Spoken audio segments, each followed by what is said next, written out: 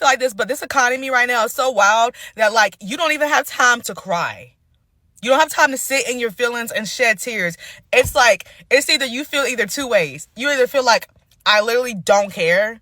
Like, I got bills to pay. I literally have to go pick up an order from McDonald's right now and take it to some random address because I got to pay my light bill tomorrow. And I can't get off until 12. Like, that's the state of somebody's life right now. They don't have time to sit here and cry in the car and sob over anything.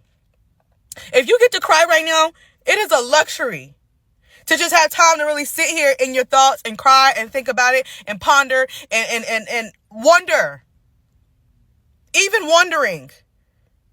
Like, it's just, you got to get out and get it, or you like, I don't care anymore. It's either two other things. You're either like on the grind, getting it because you got to get it, or you thrown in the towel and like, I literally don't care.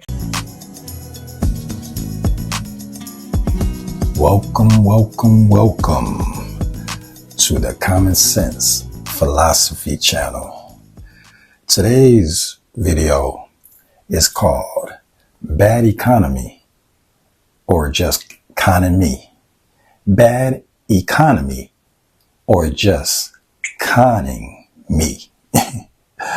Oh man, people feeling like that they're just being conned at this point. Because they're like, okay, it's a bad economy, the economy. But now they're saying, I'm doing so much. Every day I'm working 2 jobs. I got 2 hustles. I'm doing everything around praying. I'm fasting. I'm going to the gym. I'm doing this.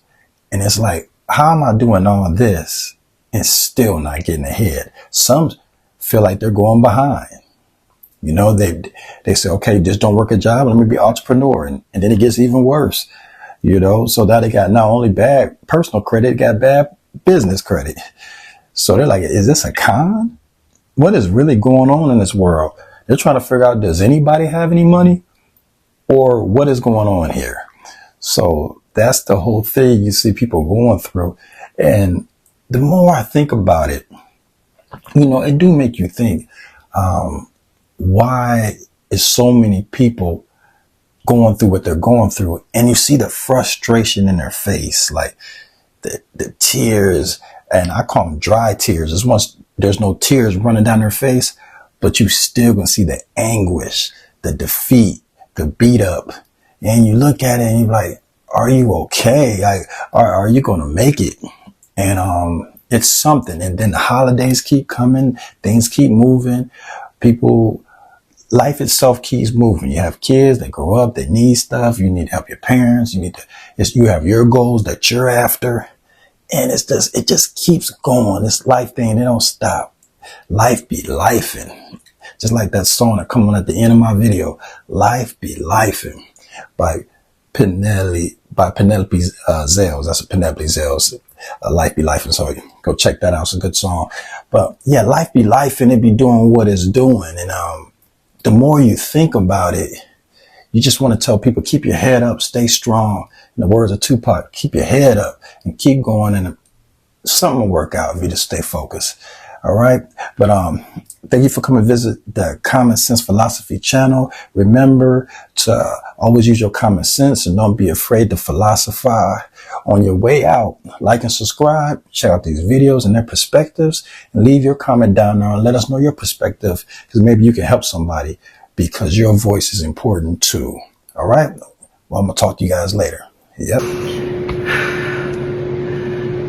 This last year for me has been absolutely horrible. I am an entrepreneur and I have been extremely just living in actual poverty. And, you know, I've gotten through that. I lost my dog, my puppy, my baby in August. And, you know, after a really expensive surgery. And I was gonna have to leave everything and move home to Harrisburg with my dad, but I just couldn't do it.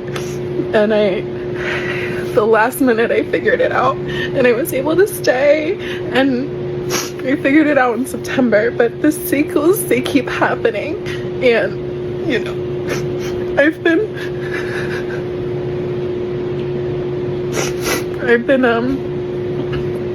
struggling again, and I was banking on a huge deal that I worked so hard on. A big real estate deal that yesterday the girl backed out. We were supposed to close tomorrow. And then yesterday my car battery dies. Mind you, I have $0. I can't afford to eat, literally nothing. I have $0. And my car battery died, but I was able to fix it. But then I come out this morning and I have a boot on my car, and it's the same thing that happened in July. And it's just like God continuously is just kicking me when I'm down, and it's this cycle that just keeps happening. And nobody, like the people in my life, just the person in my life is just horrible. And I just can't do it anymore. And I'm making this video because I literally have nothing left to fucking lose, and I don't have anybody to talk to. 80% of the American public is about to lose everything they have. People living paycheck to paycheck are about to go broke. The GDP numbers came in yesterday, and of course the economy receded, which I predicted 2 months ago, and people laughed. Mark my words, the second quarter is going to be far worse. Tariffs on Chinese products at 145% are about to kick in, which means everything you buy from China on Amazon or elsewhere is about to go through the roof. Grocery store shelves are starting to empty at Walmarts across the country, and of course grocery prices continue to soar. People who've been financing groceries on credit are starting to default on those payments. We are about to see an economic catastrophe. If you're in this 60% that has little or no money, please stop spending money. If it continues in the direction that it's going right now, it is going to be horrific. They are banking, if you ask me, on people losing their jobs and their homes. And then the big conglomerates, the hedge funds, can come in and buy them at a discount. But let me tell you, when we had COVID, right? We had so many big hedge funds buying houses, buying up the street. But the problem was interest rates was also low, and people had jobs. They still continued to have their jobs. They could work from home. They learned how to do things on social media. So the big conglomerates overpaid. That's the reason why house prices got jacked up, because they overpaid for these homes. So now they ready to come back and be like, we fixed to get them at a discount. So here's the thing. Get in a mortgage before it happens. Some people say, well, what if I buy when it happens? You're going to be going up against the big wigs. You think trust me, I've been there. I was an agent during COVID. And although I had a ton of clients and a ton of business, it was probably the worst. Because again, every time I put an offer in, I was going up against 50 to 100 other offers. And a majority of them were cash from hedge funds.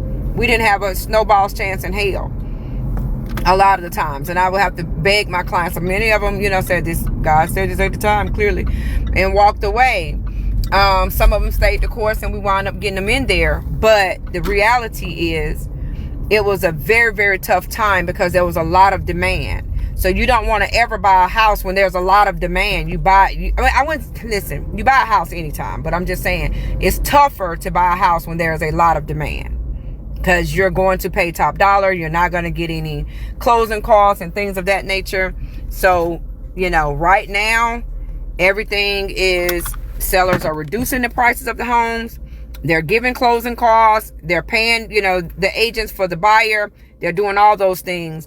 I'm, telling all my listing people, look, pay the buyer's agent right now, because again, there's not a lot of demand.